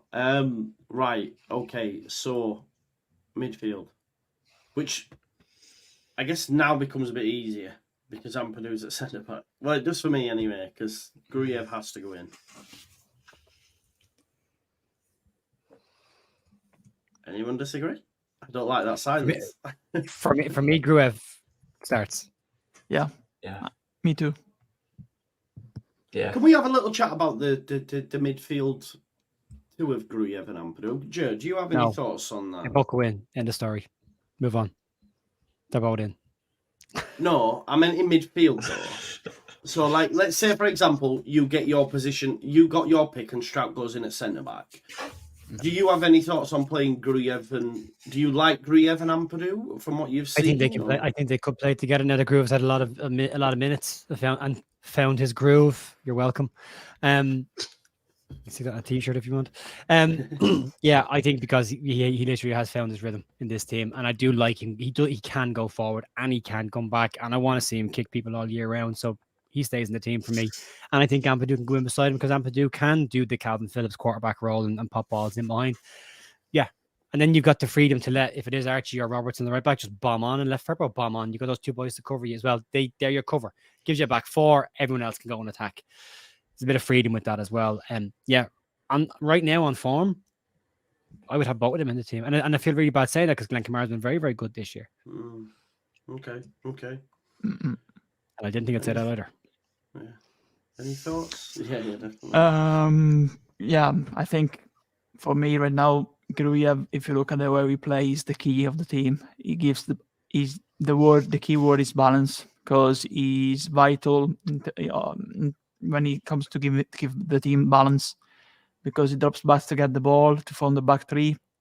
When he gets forward, also he covers the center, and also he's the playmaker of this team because he plays like two touches. Like just said, now we have space. He tries also to get forward sometimes. It's also good in covering back when we are getting too much forward and lose possession. He gets back to cover, and we've seen some great tackles from him. So based on form, I think the most vital player right now in this system, the way we're playing now after the latest tactical adjustment, is Gruyev. Gruyev is key. Like Ampadu, the system we played before with little differences from the current one, Ampadu was vital for me in that one because we didn't have the 10. And Ampadu was the playmaker. There was the one going back to get the ball. There were two actually. It was Rutter drifting all over the place in the final third, and Pirot coming back, but he's not a 10, so he didn't turn around. He doesn't know how to play as a playmaker. If you have those two in midfield, and they're holding two midfielders, Groove and Ampadu, you're 100% correct, Andre, and that's why I think it's different. With Jorginho playing that 10, because he likes to roam so much, those two sitting there gives him a huge amount of space for him to be creative and move around, and he does like to drift left and right. Again, and he will come back and he does defend. I mean, we've seen Jorginho come back and tackle people in our own corner flag in our own half, like which when he was playing number 9. So he will come back and do the work. He wants to be involved in the game, and he does track. And I think you give him that space to play in there. I think you've got the other player coming forward, then it kind of gets a bit congested. And again, as I said, Cree will come inside, loves to come inside, Nonto will come inside. So I think it works with Georgie in the 10. I could be very wrong, but I think it does work with Georgie in the 10 there with those two sitting behind him. We may see there's a possibility. Yeah, I think listening to what you said, there might be a possibility, but for the way I see this team, I think we have a lot of cover with the way we play right now with Ampadu, Gruyev, and Rodon when we are in possession, because Gruyev covers it, and we've seen also from time to time either Gray or Firpo. What is going on? Someone's breaking into Andreas' shirt. No, it's the bread. It's the bread. The bread is ready. The bread is ready. The bread machine has finished to prepare the bread. Yeah, great. Now we're turning it off. So from time to time we have either Firpo or Gray in the recent games covering two in the area. One of them was going more forward than the other one. Than the other fullback. So right now it could be tried, but I like to see honestly a 6, defensive 6, playmaking 6, and a 8 capable of going forward, more attacking minded. So honestly, for me in this system, it can happen, but I think it works better. Of course, Jorginho is adapting to that role, and we've seen that it will be the role he will play in his future, in his career. But with a proper number 10, I think, so an attacking midfielder, I think it could have been tried, but we don't have il pane pronto, exactly. With another 10, I think it could have worked. For example, we tried Poveda there, a similar play, we mentioned Benes a lot of time during the scouting report. I think with Benes, it could have worked. Benes Ampadu and Grujev, because you have Bennett like 3 players in midfield. I think it works because you have like Grujev as the deep lying midfielder, and you have Ampadu and the number 10, the attacking midfielder, going back, and you have like 2 and 1 in behind. That's the way it works for me, and I think it will be with Rotter moving around. I think it will be 2 with 1 behind. So that's why I will pick either Grujev or Ampadu, or either Kamara or Gray, because we have the number 8 going forward and switching between the final third and the possession side. That's why. But with the proper 10, different 10 from Rotary could have worked for me, like an attacking midfield dropping back from in a 3 in midfield. Yeah, and sorry for the bread again. Don't worry, man. Don't worry. Someone asked. Tony says, "Have you got any bread making tips, mate? Get a machine. Get a machine." Yeah. That's what it is. I don't think Andre has been kneading it himself. Do you know what I mean? I think he's just banged it in a machine. Okay, Paul. No, we didn't put a Paul. Because I don't think because Ampadu's not there, so it's like Grujev has to play really by process of elimination. Right? I was just quickly. I agree. I put Ampadu centre back, so Grujev's in there for me, no doubt.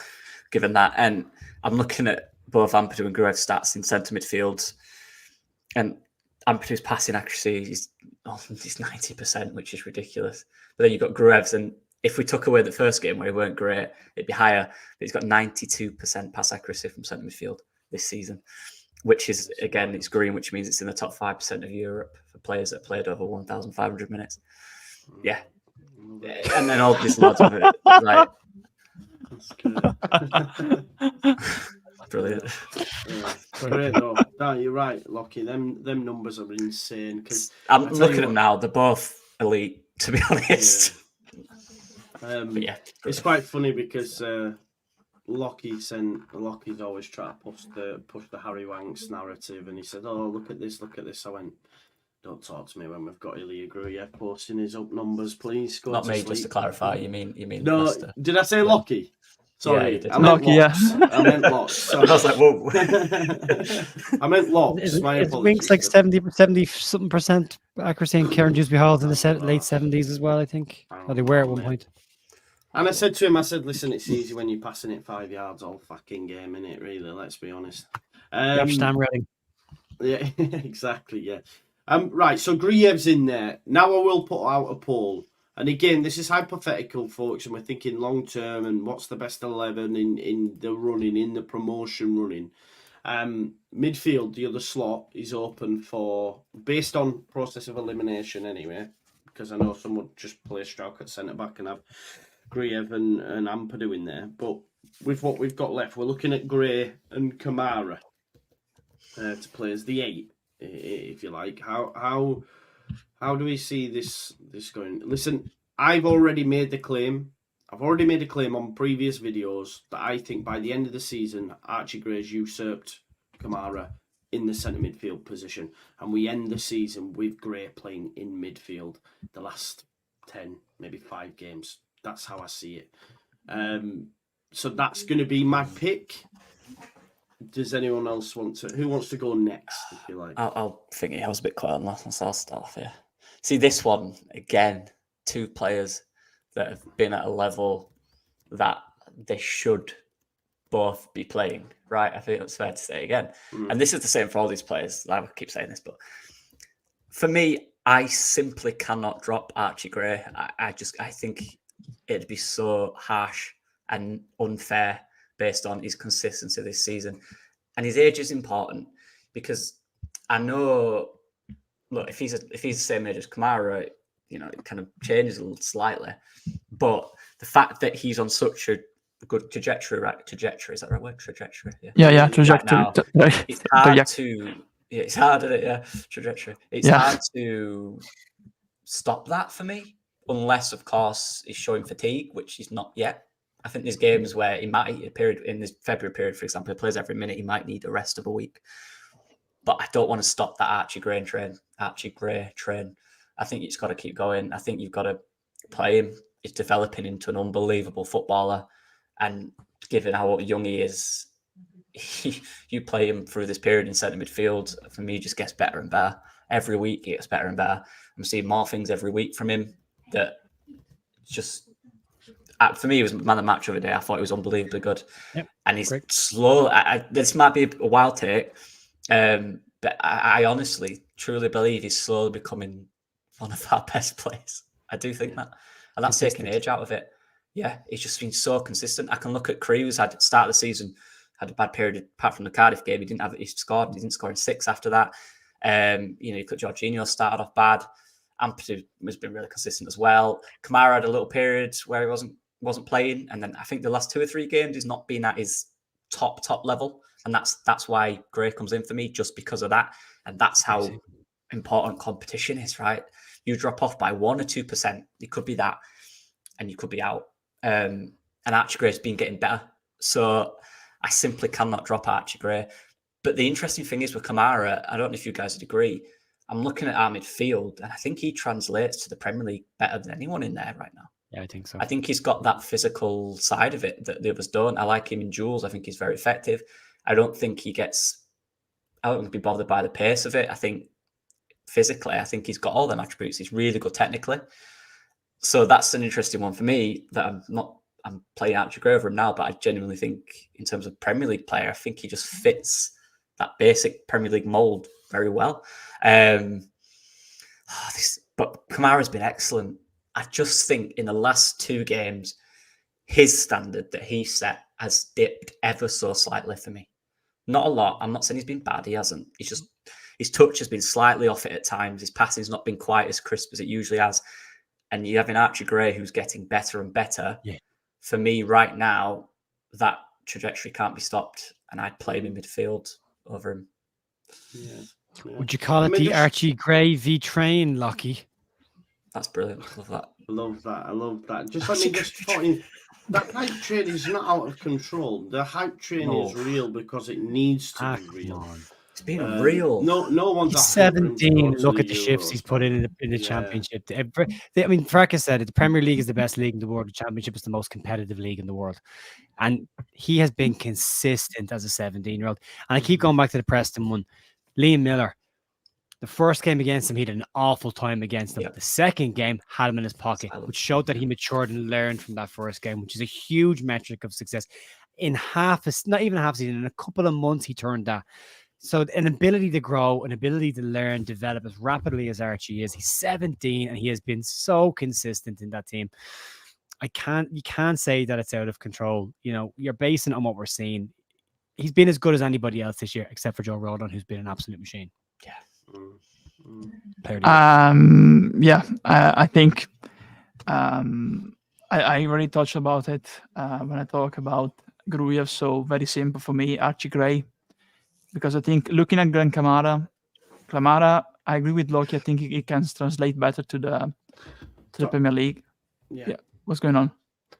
I mean, this is crazy. He's played at right back. What are we doing? Right back. What are we talking?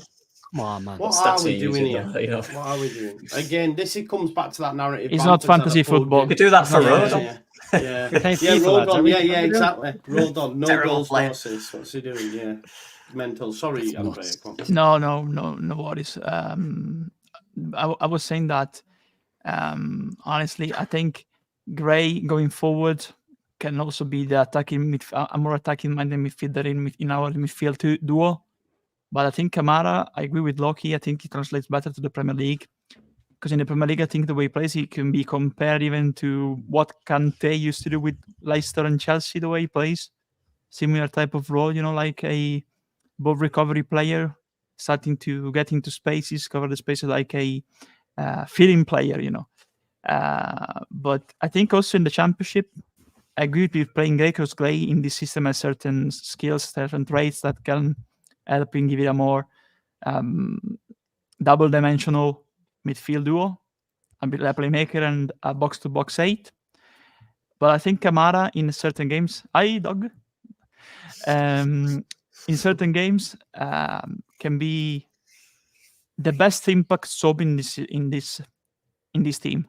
I think Kamara has the ability to come off the bench and change the game for the way he plays. I think he's a very smart player. He reads the game well, and getting subbed in, I think he can understand the game, and we've already seen that in the past. He's a versatile player. He can play either on the left and the right. And I think if we play against a low block, he can be a player capable of getting into spaces and play and be like a jointed players for solution, because he's not a box-to-box 8, but he's a player that without the ball gets into spaces and occupies them and gets the ball, and he helps to switch the side, to play with the number 10, to play with the right winger, the left winger, So I think he can be the best impact sub in this team. Yeah. Mm-hmm. No, I think that's a great point. 68% have gone for Gray. I've said I think by the end of the season it gets usurped. Anyway, I agree with what Lockie was saying. I think what we've noticed as well is maybe previously in the season there was a reluctance to bring off players. However, what we've noticed is when he is, Kamara's one of the first that gets the call, and whether or not that's due to a fitness thing or anything like that. And we already know, as much as you want to say he's only 17, we don't want to run him into the ground and all that sort of stuff. But Farke knows how to manage these young players. He's got a history of doing it. We've seen the likes of Max Aarons and that, and they're still bossing it. So he knows what he's doing with young players. So I think he's got the best guy for the job. I think he would run all day. I think Archie's fitness levels are amazing. We've seen that. Do you know what I mean? So some people have got it, some people haven't, and I think he's definitely got it in spades. I don't think it's overhype or anything because, I just think he's phenomenal. And 69% of the chat agree. Are we all agreeing? Do we go with Gray in there? I said if it's Kamara or Gray, yeah. I think the reason Kamara's looked slightly off recently, I think Farke has alluded to it as well, was the lack of a preseason. I think that's affected the stamina over the course of a whole season. I mean, a preseason, a good solid preseason is so important to get the stamina levels for the rest of the year, because you don't get to work on that kind of stuff during the year. You can't do that volume of work that Farke talks about, the load the players are on. You can't do preseason sessions during the course of a season. If you get a break over Christmas, you can. Leeds didn't really. So again, I think he's kind of maybe just struggling a little bit with minutes. But then I think Archie goes in there if that's the option. I would still like Gamble doing him in there, but I think if that's the choice for Kamara right now for the running, I think Archie will eventually start to push his way back in there. Yeah. It looks so wrong without Strauch in there. Yeah, it does. It does, bro. It does. I just like to say that none of the players I've picked have gotten into this team. This is the standard. Just Joe pick the team. Give up! No, it isn't, man. Give up. I mean, listen, I'm happy to switch it. No, I'm happy to switch it. I haven't picked it. Does look wrong without him in there. It really does. But then if we put him in there, we've got to. No, we can't. We've got to change everything else. I'll tell you what we'll do. Once we've selected the team, we may put a poll out and we'll see if we to make one change, who would it be, and we can see if we can agree on that. Before we move on to right wing, I just want to shout out Darren Warsnop, who said had a really hard week this week, but the last 90 minutes have made me switch off, really enjoying the debate and the knowledge. Big up, Darren. That's what it's there for as well. It's great. Sure. And I think, I won't share, but we've all spoken off air about certain things that we're dealing with and in our own situation. So it helps us as well. Genuinely, you've got to understand that the community and us being on there. For me personally, this is my happy place. Like, this is where I'm at my happiest, especially with everything that's going on at the moment. So it's reciprocated, Darren. Don't worry about that. So thank you for that. Right, let's talk about right wing then. I'll stop that poll that was out. It's Nonto and James. Now, if you'd have asked us this 3 weeks ago, we'd have all said James. However, Nonto has... And the one thing I really liked about Nonto's goal the other night was he came into a central area, just off the centre towards the left, and was able to wrap it in there. I don't think you get that from James. I don't think you get it as much, just because I think he's more one-footed. And I also seen the other night against, was it Plymouth?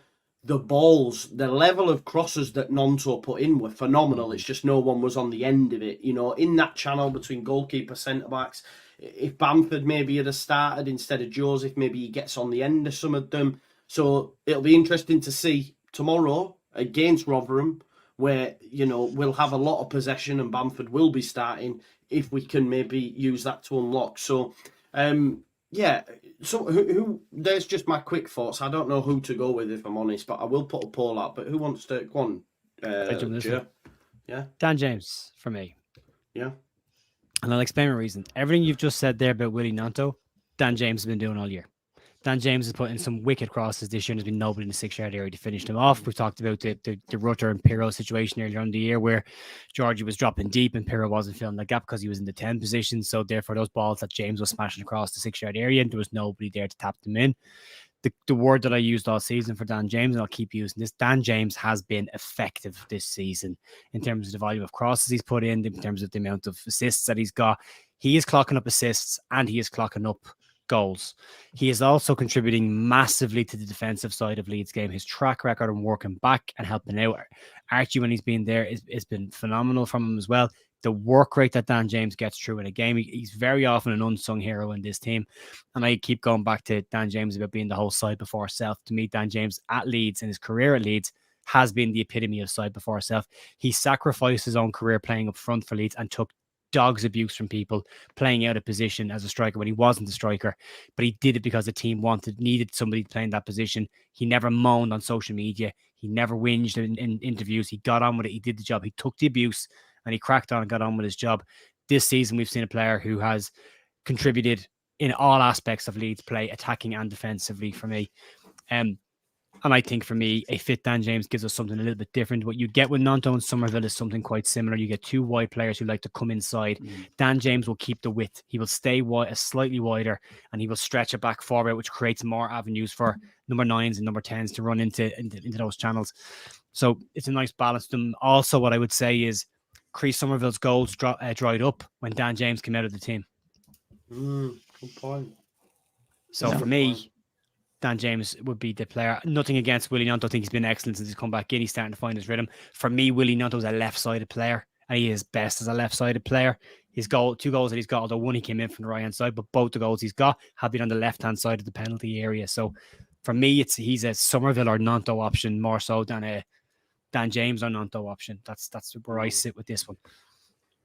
Yeah, I agree with you, Joe. I think on this one, and Duncan said it in the chat, it is James, but it's getting close. I agree with that. If you think about it, if say James is out for 3 more weeks and Willie Nanto plays 4 or 5 games and he's getting goals and assists in them games, then you're starting to go, what do you do? Can you really drop him? We're saying it with Guerrero, who's come in and played well. Can you drop him? If Willie Nanto keeps this up for a few more weeks, I don't know how long James is out for. Can you drop him? It's tough, right? And that's what we want. But that's the situation Daniel Farke found himself in. But right now, if I'm choosing the best everyone's fit, I think Dan James this season, and we have to give him credit, I still think he was slightly under the radar. I think he's been unbelievable. I really do.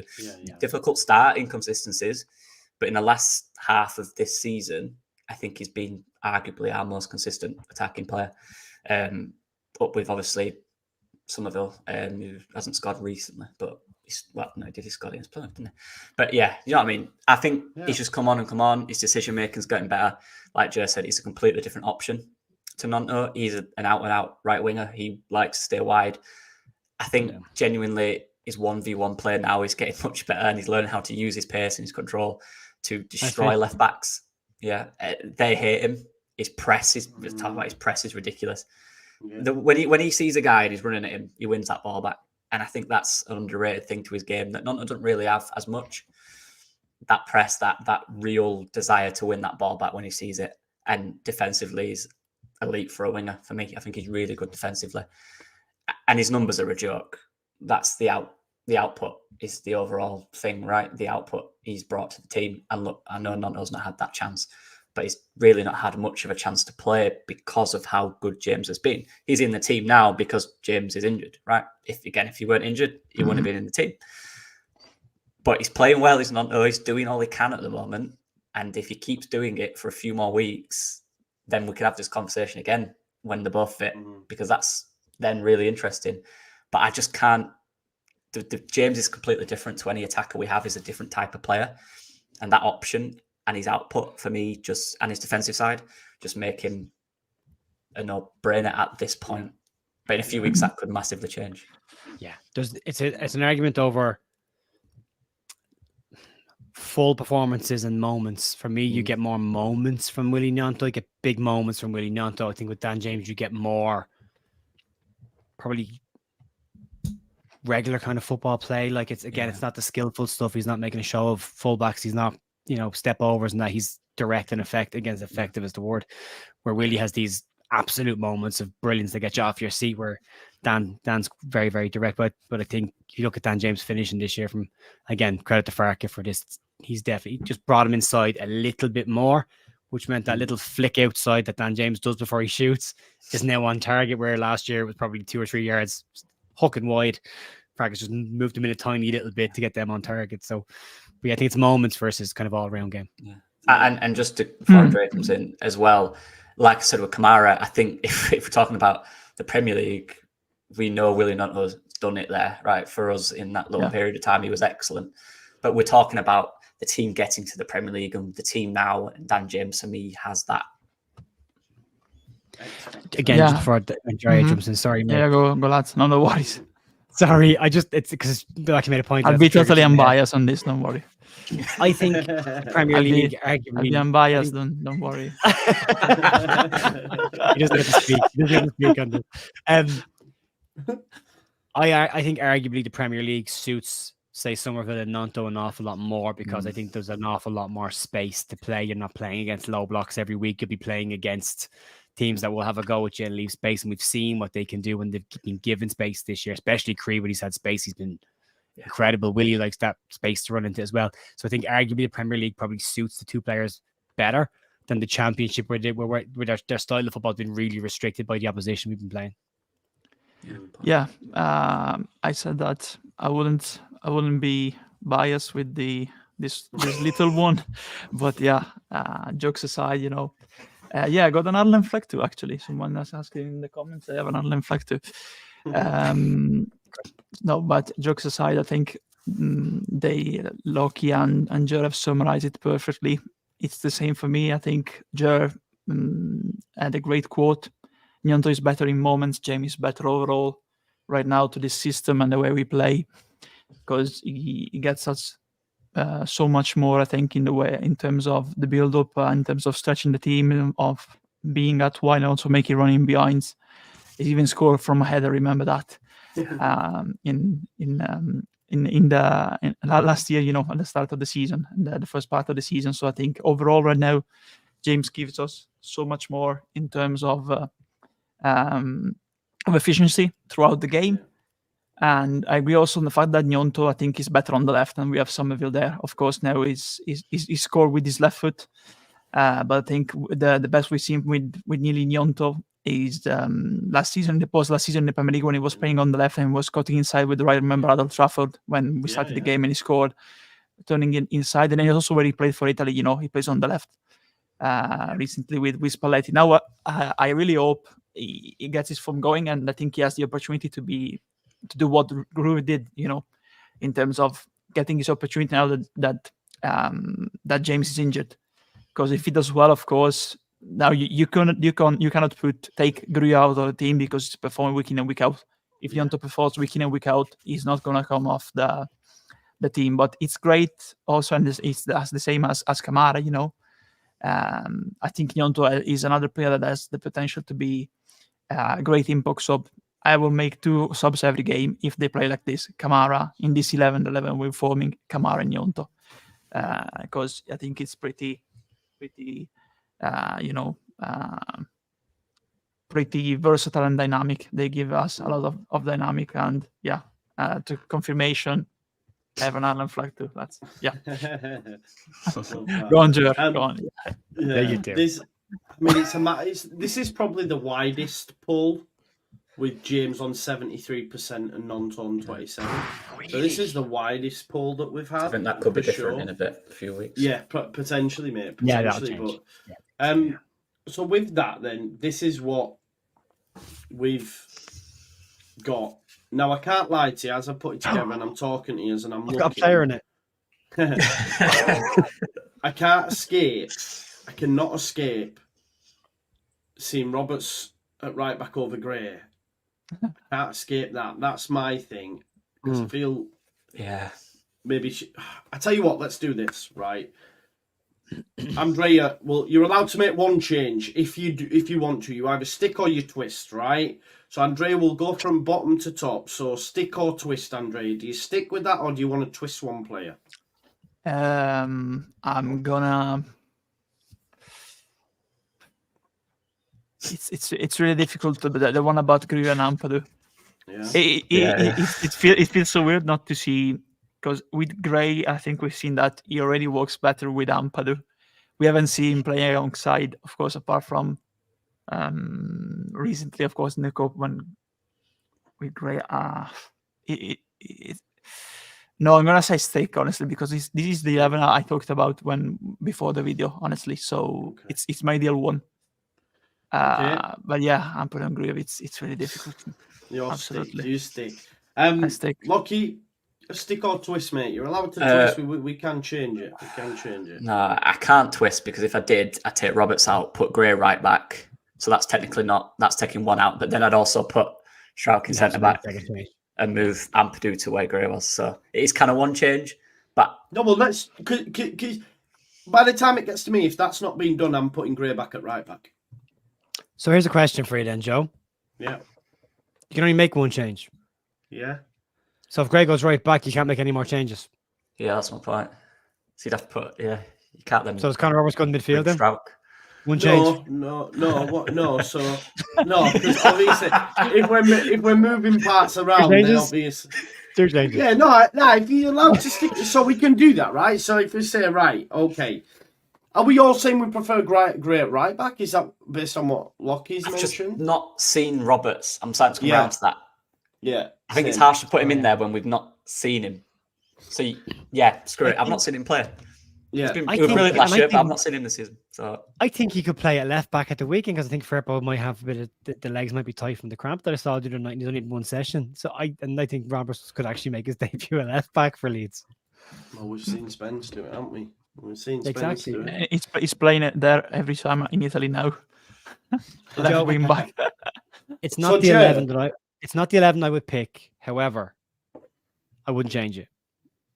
I think it's a really good team, and I think that's the point of this squad, the depth that we've got in this squad, and real options now. Even just with one player coming in like Roberts, the difference it makes in terms of movability of certain players and filling gaps elsewhere, it really does. Our New Zealand friend, White Snake Bites, or Bite Snakes, but you know what we're talking about. He made a very good point about that today in one of his videos. He said about the difference one player can make and the knock-on impact that one extra player gives us in terms of cover in different areas. So I wouldn't change. I think if you put that team out, you get a result. I think if you put Archie right back and you put Ampadu in midfield and you put Strauch back in there, I think you get a result. I think they're all good sides. So, Joe, Lockie's done his twist. He's put Gray at right back. Yeah. But what's yours now? You don't mind this. Is it Ampadu in there? Ampadu goes straight in there and Strauch goes in left centre back and we're done. Yeah. Okay. but again, this is so tough. There's two Ampadu in the team. Picking the 11 is one thing, right? But then actually looking at the 11 you've picked and go, right, make a change. It's very hard to make a change. It's very hard to argue against that side because it's very good. Again, take Dan James out and put Willie Nonto in. You're like, that's a really good side. Like, you couldn't argue that's not a good team, you know? So, yeah. So you've made that change. I just think the number 9 is incredible because go back 4 months ago. Yes. The fact that Pat Bamford is a shoe in at number 9 now, I don't think anybody would have said that a couple of months ago, you know? And now, like, when we haven't even argued about number 9, like, that's it, done. Yeah. Joe, can I make my twist now?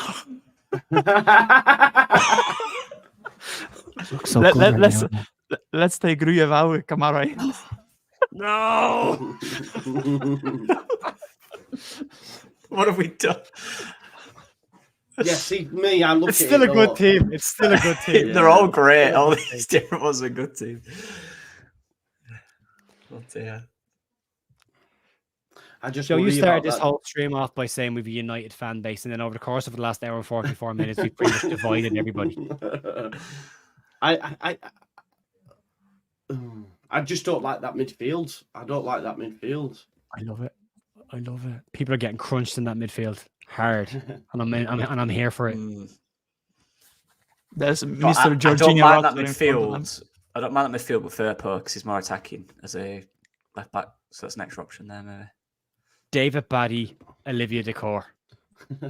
That's a good point. That's a great Crunch. Yeah, but the That's crew a was great going more point. forward for me compared to Oh, Ampadu. but still Reynolds. still more of a defensive midfielder and just Yeah, I know. murdered people. Played here too with Roma. I genuinely, You don't run through that midfield. You don't run. just You don't. can't You don't drop run Stroud. through Ampadu and Group. You tell I me any want just one midfielder. of them. I want just one of them on the pitch. So I made my choice. So I've lost my turn. Now it's up to Joe to make the last one. But Go on, Joe. yeah, Your stream, your rules. if you want to bring in Kamara, I'll be happy with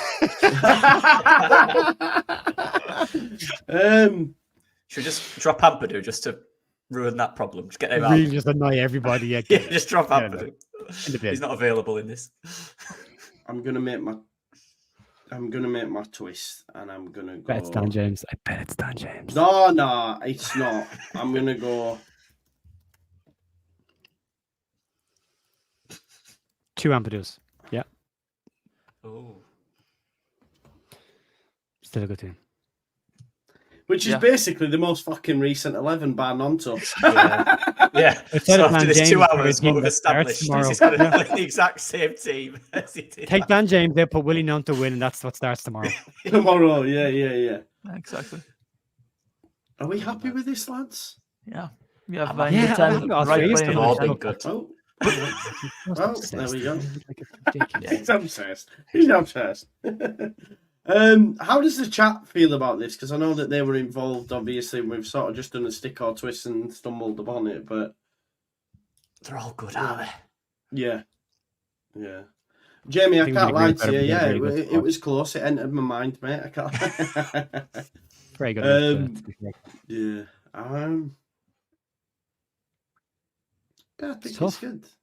Good to see Jorginho in his natural Yeah. position Yeah. now. Who knew, eh?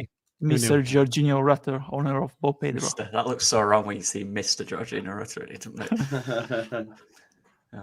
Yeah, I don't know though, because I've said Kamara. I've said Gray, you said Kamara. So I think it should be Gray in midfield and Roberts at right back. But then Just we fine. have to go. Ooh, fuck's sake. It's quite. I think if you put possible, Roberts at right back for the immediate, I think Archie comes out for a bit of a rest. I don't think he plays in the middle of the park. But I think he will force his way back into that team, into the middle of the pitch as well. But I think of all the players you could take out of the team for a while, I think it would be Archie, just based on age as well, just making sure you look after him. Yeah. I think we're settled, aren't we? Are we settled? Yeah, we're settled. Yeah, any of the 3 different teams we've had there in the last couple of minutes. Yeah, exactly. I think they're all, I think See- any of them I would be like, yeah, it's fine. But that Yeah. do you know what? And this is really the whole hour. Like we've questioned Daniel Farke's team all year. Easily after matches, we've talked about. Yeah. Well, he could have done this earlier. It's taken us an hour and 47 minutes, and we're still not settled on what we think. Yeah. best Instead of 11, 111, we've got 3.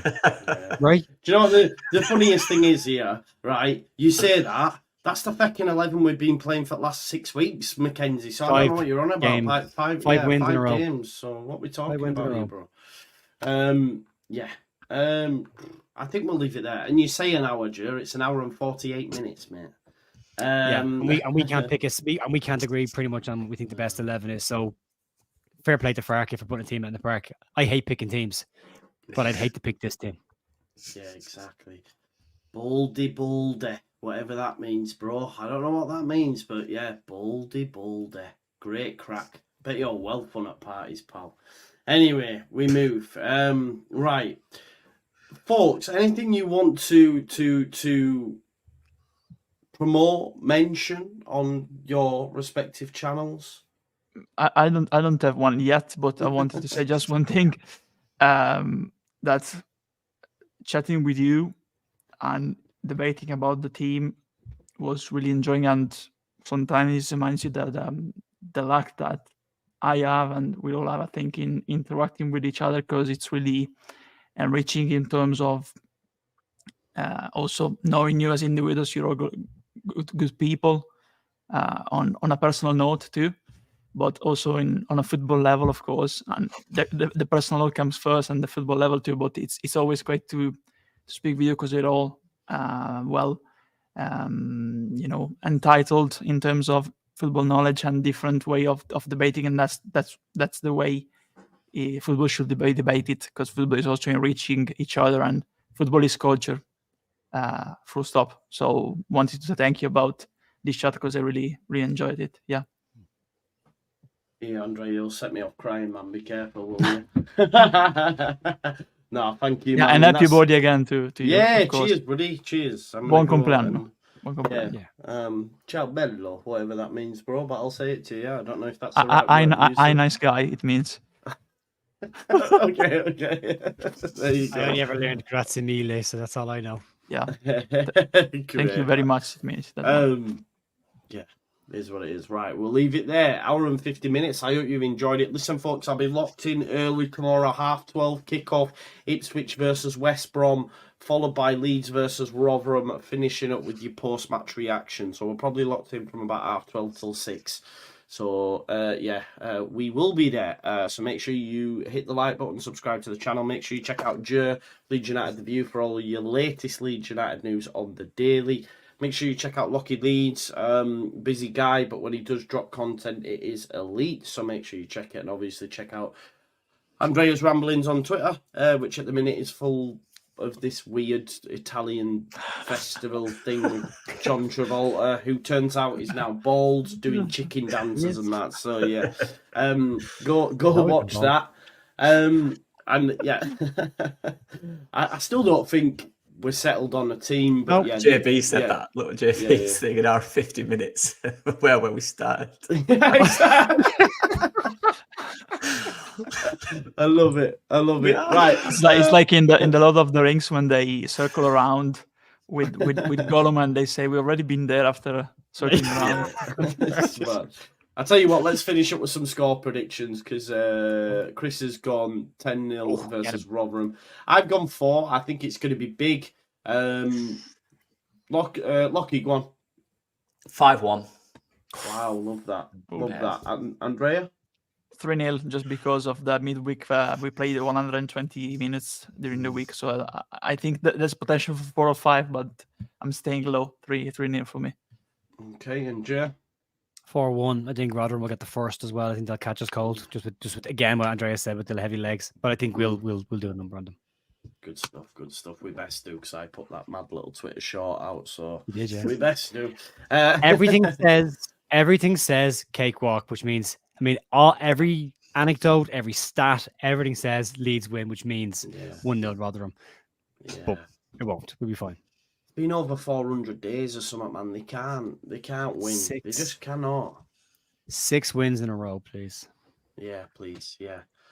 Right, folks, I think we'll leave it there. Thanks as always for watching the show. Smash a like on your way out. Check out everyone's channels, and we'll see you tomorrow. Peace out, folks. Bye-bye now. Right.